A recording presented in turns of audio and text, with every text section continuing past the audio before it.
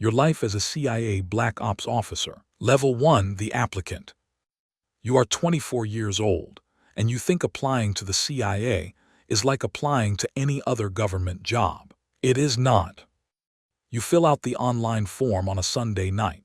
It looks almost normal at first: name, education, work history. Then the questions change. Every country you have visited in the last 10 years, every foreign national you have spent real time with, any addiction you have, every debt you are currently carrying. You sit back and stare at the screen. This is not a job application. This is a confession. You answer everything honestly. You click submit, you wait. 6 weeks later, an email arrives. A man with a flat, unhurried voice gives you an address and tells you one thing: tell no one where you are going. The building has no sign out front. A woman escorts you into a room with no windows and spends 4 hours asking questions that seem completely random. They are not. She is not listening to your answers. She is watching the space between them, the pauses, the edits, what your face does when a question touches something true. You pass. Polygraph. Medical exam. A background investigation so thorough that an investigator calls your college professor to confirm you attended a seminar in 2019. 3 months after that Sunday night, a letter arrives. One sentence. Report to Virginia, tell no one. You pack a bag. You drive into the dark. Behind you, without knowing it, you are leaving your old life on the side of the road. Level 2, the trainee.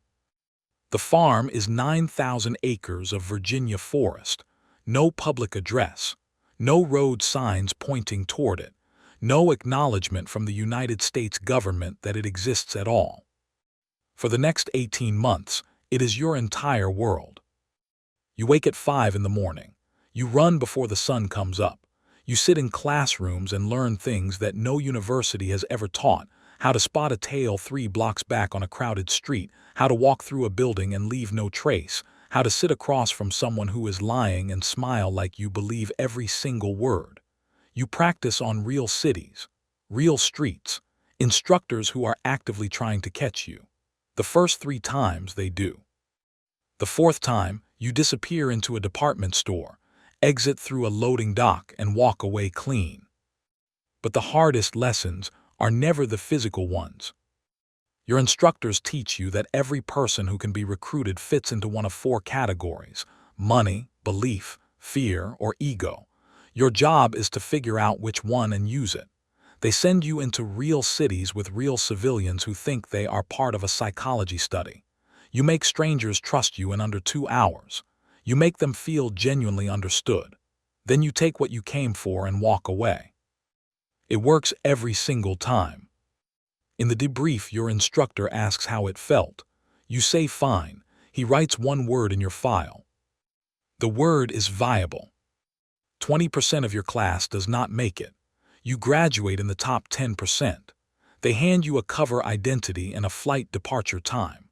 The person you were before you walked into this forest is already, quietly, becoming someone you will remember the way you remember a childhood home: familiar, distant, and gone. Level 3, the case officer. Your official title is Economic Affairs Officer. You attend trade meetings. You make small talk at diplomatic receptions in a suit that fits perfectly and a smile that means nothing. Your real job is to turn people into spies. You are posted in Southeast Asia.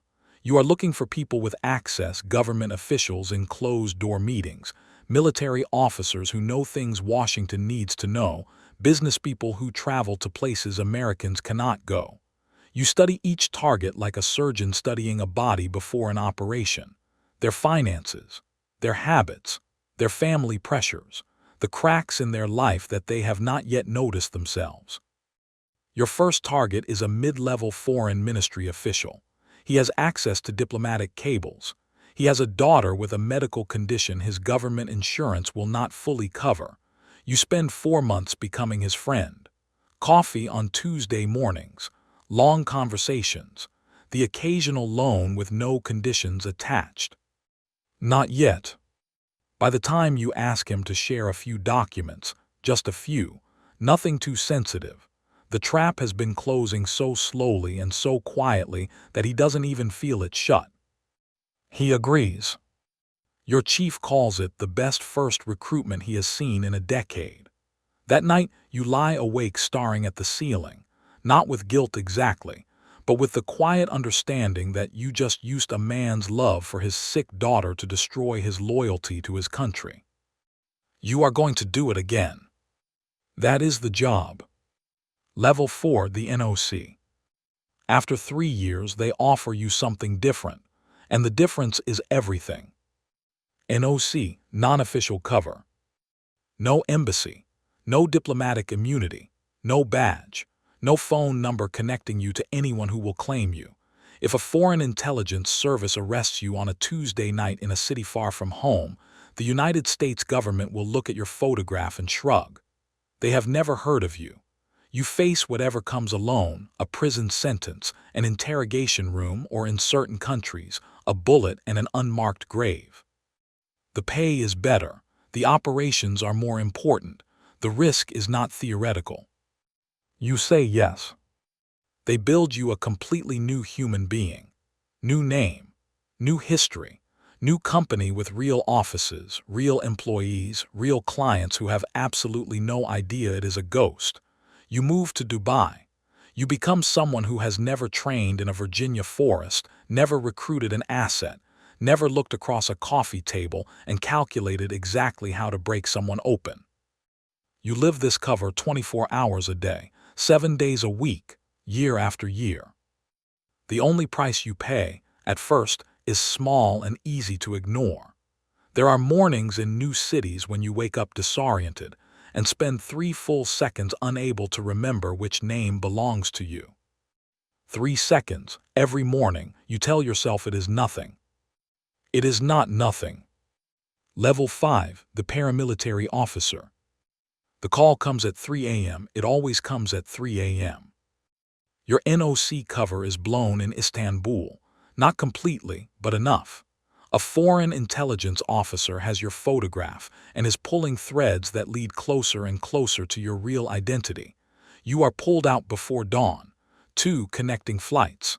No sleep. You land in Virginia with a carry-on bag and a cover identity that can never be used again. 1 door closes, a much darker one opens. The Special Activities Center is the part of the CIA that operates where the maps run out. These are not spies who carry guns. These are soldiers who occasionally gather intelligence, and the difference matters in ways your body immediately understands when the training begins. 6 months. Combat tactics used by the military's most elite units, explosives, weapons from 30 different countries. Night parachute jumps into terrain designed to injure you. A survival course that ends with 36 hours of mock captivity, hands bound, sleep deprived, questioned without gentleness, so that when the real version happens, you have already survived it once. Your first deployment is East Africa. 11 weeks. You are tracking a man who funds terrorist networks across 6 countries and who has survived 4 previous attempts to stop him by being more careful than everyone who came looking. Week 9. You find the flaw in his pattern that everyone else missed. The operation executes without you. You watch it on a monitor 12 miles away. It works. You fly home in a middle seat. Fake passport. 3 days of stubble. The customs officer asks the purpose of your visit to Kenya. You say consulting. He stamps the page. You walk into the arrivals terminal and stand very still in the middle of the crowd for just a moment, because for the first time all day, no one is watching you. Level 6, the team leader. 8 years in, and 6 lives are now yours to bring home. That is the weight nobody prepares you for. Not the tactics or the mission planning or the pre-dawn briefings in windowless rooms. The weight is looking at your team's faces before an operation begins, and knowing that every decision you make in the next 12 hours determines whether all of them are still alive when it ends. Your first deployment as team leader is Syria. Mission: locate and destroy a cache of shoulder-fired missiles capable of bringing down commercial aircraft, traced, imprecisely, to a warehouse somewhere in the north.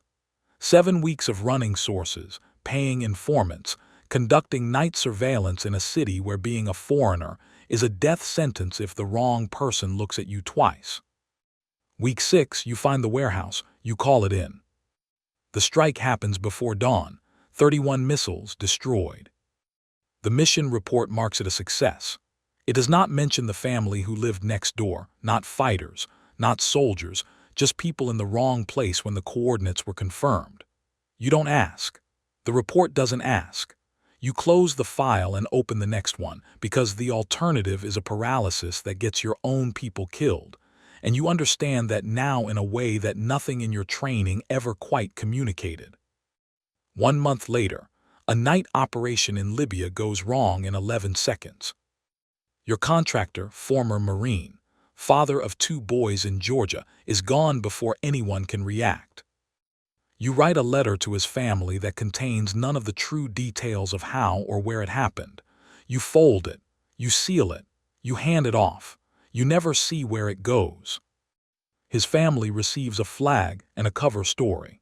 You carry his name the way you carry everything from this job, silently, and without ever putting it down. Level 7, the station chief. 12 years in, and you are the most senior CIA officer in an entire country. Every operation, every asset, every piece of intelligence collected in your region flows through you first. You manage 40 officers and hundreds of local assets across an entire nation. You meet with the ambassador every morning, which requires a performance, because his job is to build relationships with this government, and yours is sometimes to do things that would end those relationships permanently if they ever came to light. You approve operations with consequences that reach far beyond what you could see as a team leader. The kind that, if they go wrong, become international incidents. You approve them anyway. Because the alternative, doing nothing, kills people too, just more quietly. Your marriage ends during year 2 in this role. Not in a fight, not over one thing. In a quiet conversation where your wife says she has spent 12 years married to someone always carrying something she was never allowed to know about, and that she no longer wants to feel like a guest inside her own life. You have no defense, you don't try to find one. That night you call your daughter and talk for an hour about her school, her friends, a book she is reading.